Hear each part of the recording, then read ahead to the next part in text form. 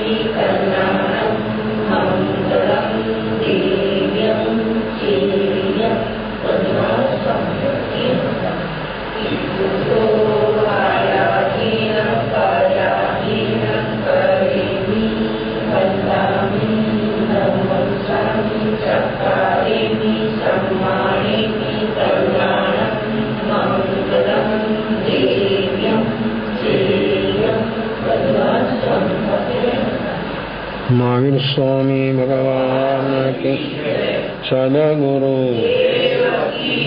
चतुर्वेद